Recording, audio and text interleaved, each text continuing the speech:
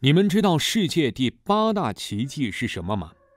它不是什么金字塔，也不是什么空中花园，而是被称为魔鬼圣经的一本奇书。据说这本书的作者还不是人类。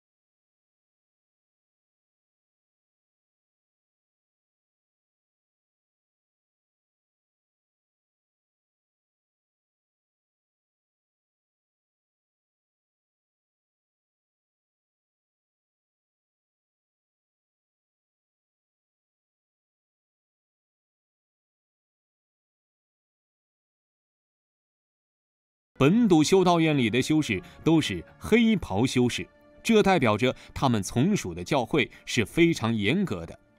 据说每个修士每天都要拿鞭子抽打自己，这样才能得到进步。而这一本魔鬼圣经，估计就是哪个修士在修道院里面一边拿鞭子抽自己，一边写出来的，也说不定。不过说到这里，另一个问题也来了，为何要给这本书命名为魔鬼圣经呢？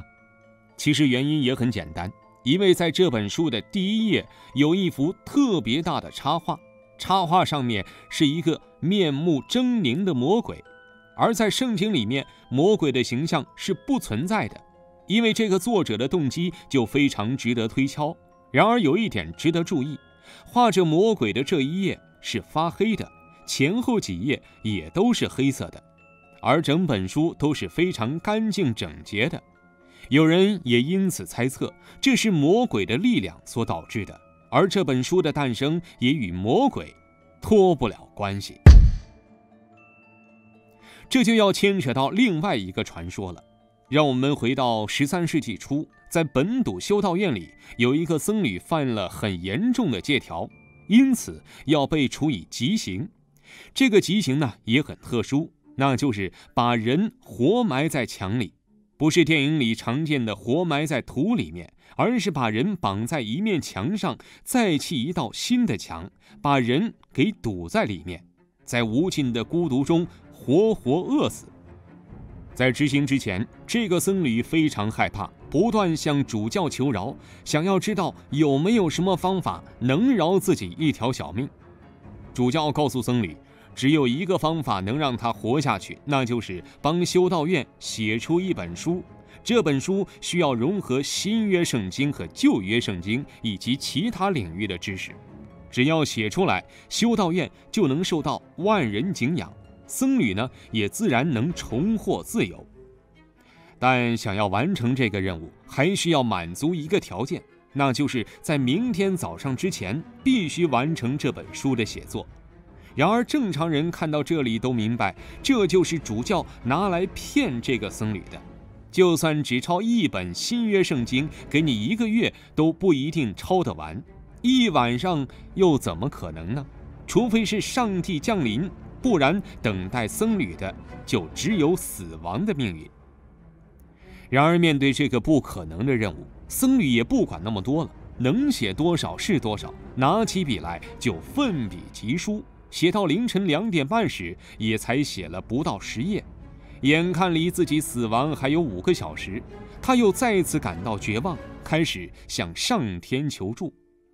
令人没想到的是，就在这个时候，黑暗的房间里，一个面目狰狞的人出现了。他自称是魔鬼，前来满足这个僧侣的愿望，嗖的一下就把这本书给写完了。在众人不可思议的眼神下，僧侣把这本圣经拿给主教，也因此成功死里逃生。而为了感谢这个魔鬼，僧侣把他画进了书里面。这个传说的结局看似非常圆满，然而事实上，这个僧侣为了写成这本书，和魔鬼达成了一个交易，那就是出卖自己的灵魂。而这本书作为魔鬼的产物，也被各种厄运所附身。这本书所在的地方也会遭受各种灾难，而首当其冲的便是这个本笃修道院。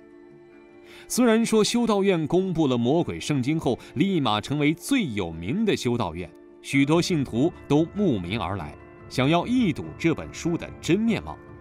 可是好景不长，本笃修道院开始发生各种盗窃案，甚至还有修士死于非命。修道院被诅咒的传闻也立马流传开来，修士们因为害怕，都纷纷离开，投奔其他修道院。而这个本笃修道院在苦苦支撑2年后，也终于因破产而倒闭。在倒闭之前，修道院将这本魔鬼圣经卖给了另一个修道院。结果这个修道院拿到之后，其所在的小镇突然爆发了黑色病，一下死了好几万人，也再次让人们坚信这本魔鬼圣经确实是被下了诅咒。然而越危险的东西，在某些人看来魅力也就越大。当时许多国家的君王都被魔鬼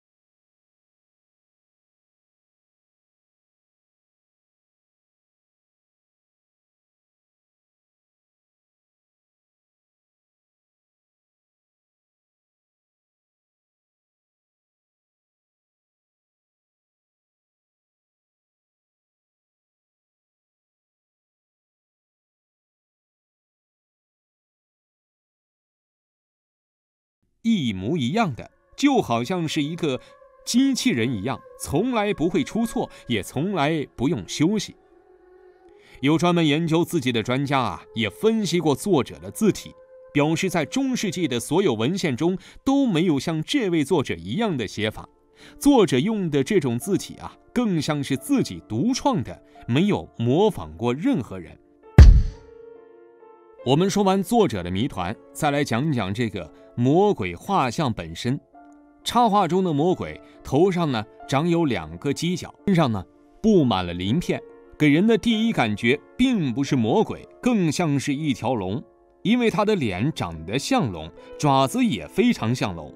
而说到头上有犄角的神，想必了解传说的朋友们都有印象，最著名的莫过于神农氏。另外还有阿努纳奇的首领阿努，而身上长有鳞片的神则就更多了。从女娲到伏羲，阿努纳奇的族人身上都是长满鳞片的。这也让专家们开始猜测，西方世界中说到的魔鬼，是不是就是我们东方神话中的女娲呢？而在西方神话当中，龙的形象是邪恶的，而东方的龙是不一样的。也就是说，我们所信仰的神，在他们那边很可能就是以魔鬼的形象出现的。毕竟在西方的传说中，毁灭世界的大洪水就是他们的神发起的，而同样是大洪水，在东方的神话里又是被女娲给堵上的。这2个形象是处在对立面的。除此之外，不知大家有没有发现一点，在那个僧侣的传说中，惩罚僧侣的是神定下的戒条，而拯救僧侣的却是魔鬼。这就很有意思了，到底谁才是好的，谁才是坏的呢？当时的欧洲正处于高度宗教化的环境中，人作为人的价值，在教会的压迫下已逐渐被消磨殆尽。教会不断想要扩大神权在社会中的地位，甚至妄想超过王权。在如此灰暗的大环境下，魔鬼圣经的作者却依然没有避讳，比起作为君主的所有物，人更应当是属于自己的财产，不应该被教会所束缚。而伴随着魔鬼圣经一起到来的是中世纪的宗教改革，在当时的历史大背景下，这本书也十分幸运，并没有被教会所禁止并销毁，而是进一步推动了人性的复苏，最终一直流传到现在。虽然话说回来，僧侣为了活命向魔鬼出卖灵魂签订契约的故事过于离奇，但在那个被教会所统治的时代，除了魔鬼，又还有谁能挺身而出，让人们重新获得生命的价值呢？